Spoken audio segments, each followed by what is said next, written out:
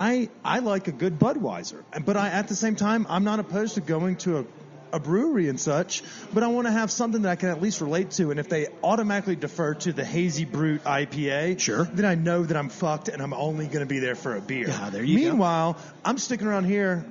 It's Tuesday, so it's trivia night.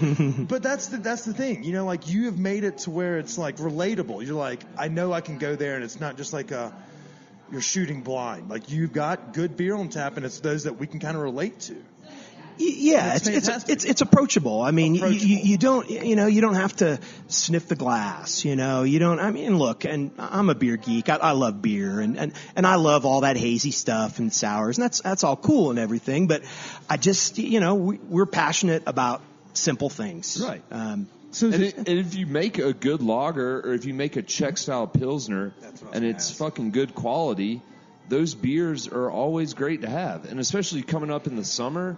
Like, I spent some time over in England. Like, I used to dominate Pilsners. Oh, delicious. And I mean, they're just fun. They're refreshing. And you don't need an IPA. You don't need a sour every day. That's right. And so I think, like, as long as you're doing what... It stood the test of time? Well, yeah. I mean, like you said, it's these Czech beers, it's similar. They call it old world, at least in the wine, but also in the beer. Like, these are old world. Like, these have stood the longest time periods. Like, there's a reason they sell, and they're also solid in flavor. It's not because, like you're saying, maybe a seasonal bev. This is I could go on about Pilsners all day, guys. Oh, me too. Me too. Jam. Well done Pilsners are well done Pilsners, and they're delicious. Yeah, if it ain't broke, don't fix it, right? And, and again, I don't have any problems with all the craft beer scene. I love all the beers, but we have been called about as high tech as a Franklin stove at Seedstock Brewery, and I'll take that as a compliment. I like it. I feel like you're one of us. So we like to say that we're not foodies, but we'll go out there and eat, the finest foods. Mm-hmm. But we've already shouted out Waffle House, the local diner, McDonald's. So, like, we're that same way. It's like the 99%. If it's not broke, don't fix it. That's right. I'm gonna keep riding this until she either bucks me off. Yeah. Or I start spitting up blood, which is actually... Craft doesn't have to be complicated. No. It just means you're dedicated to a skill and you're doing something well. Love it. So when you moved into this area, were you, speaking along these lines, were you a bit concerned about, like, what people would come in here and how they would look at your beer list and be like, oh, am I scared about that? Or... Honestly, I was never really concerned about it because I never wanted to do anything else. Okay. And so I really didn't think about it. I know what I'm passionate about, and my brother Jason and Frank, and we all have the same mindset. And so we were going to do what we wanted to do. I mean, look, we talked about, joked about corporate America a little bit. We've all had a boss, and, everybody has a boss. But, we started this because we wanted to brew the beers that we wanted to brew. So we really didn't think about if they were going to be received well or not. We just knew that that's what we wanted to do. So if you build it, they will come. Yeah, I hope so. I like it, and I couldn't agree more. Wait, time out. That's Iowa. Field of Dreams? It is. Yeah, okay. It is. Damn, that would have been neat if that would have been Nebraska. This would have been our best movie parallel. We usually struggle. There's a disconnect between Chris and I because he watches shitty movies and I watch good ones. All right. Like Wayne's World. Where are you on that one? But I get it. So I like it. I feel like we're all kind of cut from the same rug, so to speak. Not necessarily farm boys, but it's close. Mm-hmm. I like the southern drawl, by the way. I'm a little jealous about the accents that you guys Don't be. Yeah, we just get profiled for the wrong reasons. Yeah. Okay. Like, people think we're dumb, but we're actually geniuses. No, I'm dumb. Well, true. I also branded it on my arm, so in case for any reason I'm passed out or silent, they're like, oh, he is dumb. He is dumb. It says Mississippi on his arm. So it's cool. It's not a big deal. Bless you. Bless your heart, I think was the appropriate term there.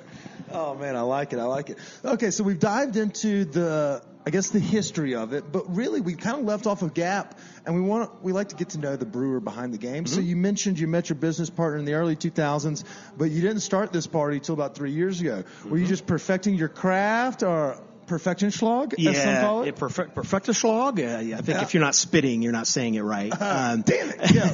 It's the accent. There you I go. fuck up Italian, There you go. Spanish, French words all the time. Might as well add some German. Right. Yeah, we really just brewed a lot of beer and drank a lot of beer together. It's really as simple as that. That's awesome. I wish I could tell you that there was some deep sort of story, but I thought you were going to be like, well, I traveled the world. I got a taste of these Japanese beers. I realized this is what I was going to do. Right. I like it. That's a lot cooler. No. So how many, let's say, I swing and miss all the time. For every 1,000 no's, I get a yes. And we're talking, it's a I guess a law of numbers or averages or something. I don't know what the phrase is. How many have we dumped down the drain before we were like, this motherfucker's going on the chalkboard? Yeah.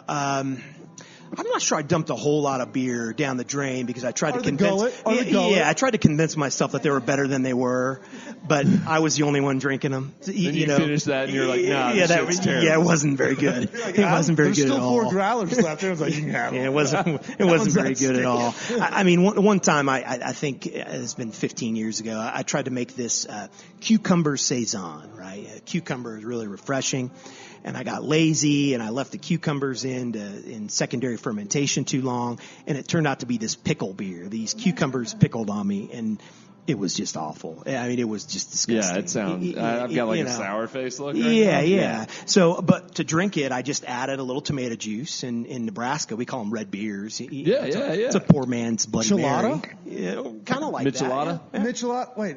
Is the Bud Light and them do like the Chelada? The Chelada, yeah. They're gross. Shout out to our boy, fat guy in Denver. We're going to have him come in with us. Now that motherfucker can drink and eat. Okay. Yeah. Sorry, y'all continue on. I digress. No, so are you your brother and your business partner? Yeah. Are y'all the brewers, or do you handle brewery here? Or? Yeah. So it's a good question. So 3 years ago when we opened, it was kind of like 4-year-old soccer, where we all did the same. We all did the same thing, because look, we got in this to brew, and everybody wanted to brew, and then we quickly realized that there's just too much stuff that needs to be done, so we can't all do everything. We have to divide and conquer. So someone had to do like front of house, back of house, business, exactly, sales. Somebody has to do the accounting, kind of thing. Fuck, we got to get in the account. Somebody's got to do PR. Exactly. Shout out to our friend Emily sitting over here. Yeah. We weren't good at that, so we hired somebody really good. When you can't do, outsource well. That's right. I didn't know food, so I outsourced it to my roommate. Yeah. But like I said, Jason and I started brewing together in '92, and this is hard for me to admit on camera or on microphone, but Jason is a better brewer than I am. Is that your brother? Yes, my brother. Your younger brother? My younger brother. Ever admit that. I know. You're never going to live that down. I won't. This podcast is stained on the internet forever. I won't let him listen to it. Hold on, though. It sounds like, you aren't scared of your brother, are you? Oh, no. Could you beat him up? No, I'm better than him. Yeah. Oh, okay. And much better looking, too. But Sweet. You do have a strong jawline and beard. And for those it's a long jaw. Oh, is it? All right. Hey, it's a short beard, just a really long jaw. Hey, take it however you can get it. Great form on that. And for those that saw it online on our Instagram page, yeah, that's a strong beard. Yeah. You look like, you fit in like a glove. Like when you walked in, I was like, yep, that's fucking Ron. All right. Well, thank obviously, you. Chris and Emily knew you, but I was like, that guy brews beer. Well, thank you. It's a little thank beard, you. but there's some wisdom in there. It's just laziness is all it is. You just don't shave, and this is what happens. Yeah, I know. Look how great I look. It looks great. No, I won't. I don't have a van, and I won't take kids. But yes, this mustache is lazy. Right. Okay, so your brother's a better brewer. Yeah. So he is the head brewer. Okay. Jason's an excellent brewer. To answer your question, Frank, Jason, and I, we all brew. But Jason's the best of the three of us. He can really. He's very mechanical. He can just get stuff done. He can get stuff done. So, yeah. So, do y'all, and you mentioned all three of y'all brew, so do y'all have like, this guy, he's got a nose or a tongue for stouts. So it's like, well, let's use Jason's recipe for this and that, and then maybe Ron's gets 2 or 3, and then I can't remember the business partner. He may still be going unnamed. But did he have like a recipe or like a beer that he was like, man, I've got this bitch dialed in? Yeah. So I suppose Frank. He probably has the best palate of all of us. He can really taste stuff to get technical. But I've focused a lot, over the years on kind of light lagers, Czech style beers.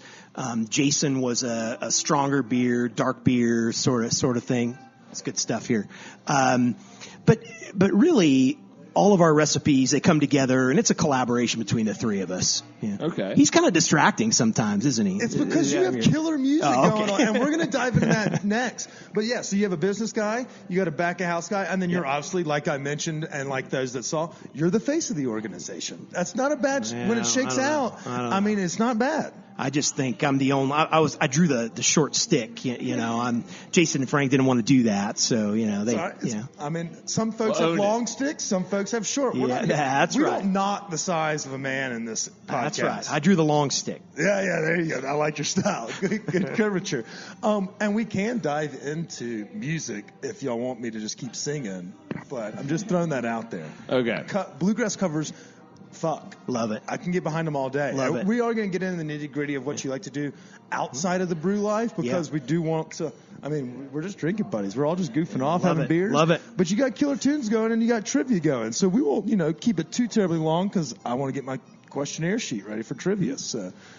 But, what is there something else you want to tell us about Seedstock that separates you from the ever so changing beer landscape that tell our listeners why to swing through. Yeah. Maybe the thing is that, I hate to say this. Maybe it's just that we don't change. There's no sours on the menu here. There's no East Coast IPAs. There's no hazy stuff. And again, I like that. That's not bad, but we just don't do that. What you see is what you get here. All right. So these are my folks, dude. Do you think in the coming years, how beer comes in waves, you have fads, they come and they go. Do you think that some of the sours, while there are really good beers, there's some that are not so good. Do you think these trends are going to die soon and it's just going to come back to who makes a really damn good lager or something? Anheuser-Busch. Why do we keep going over this? No offense to Seedstock. Right. I wish I knew the answer to that question, but I don't think sours are going away at all. They've been around. Probably the original beer was probably sour, but no. So I don't think sours are going away because I think they're good. A lot, some of them I'm not a fan of. But I think what's going to happen is that, some of the trendier stuff, we talked did we talk about Pilsners here? I think we talked about Pilsners when we started this podcast. We may have dove into it a little bit. We can get back into it because, again, I usually get shit on for just enjoying a good Pilsner. But like you said, things aren't changing. So it's not broke, don't fix it. You come in here next time, I'm getting a Pilsner. I know it's going to be here and I know it's going to be good. I'm not shooting from the hip blind. I feel pretty strong about that. And I compare food to beer a whole lot. So, everybody likes going out to a fancy dinner every once in a while and you get something on the menu that you can't pronounce and, but it's really good and it's really small portions. But for me anyway, I always go back to a chicken fried steak. Just because... we're going to Waffle House. Exactly. Give me some salt and pepper and a chicken fried steak. And again, I'm not against sushi and I love that stuff and it's really cool. And, give me a lobster every once in a while, but I'll take a chicken fried steak. You know what you like. Dude, I literally had one last week sorry to date it, but whenever the blizzard was recently, I literally went to the only place that was open on my block or in our area. Shout out East Colfax. Yeah. And it was packed. It was dick to ass, one in, one out. I sneak into a spot at the bar, and I just fire in, give me a chicken fried steak. I eat that one, with the scoop of mashed potatoes that already has. Oh, love it. I'll fuck it up every time. And even the shitty vegetables that are just steamed in a bag and then tossed on a plate. I'll do with those as they please. But I couldn't agree with you more. Yeah, love Stick it. with what you know. Brown gravy or white gravy? I'm preferably a brown gravy guy. But do either one. Because I feel like it plays better with the mashed potato. The white gravy always seems to be like a morning gravy. Yeah, if I'm having chicken fried steak for breakfast, I'm going to have the white gravy. Probably if it's for dinner, I'm going to have brown gravy. Yeah. Well, that's a perfect segue because I want to ask you before we do that. All So right, we'll hesitate on a segue. So you talk a lot about food. You do a lot about food. So food truck people out there, here's an idea for you. I need a food truck. Chicken fried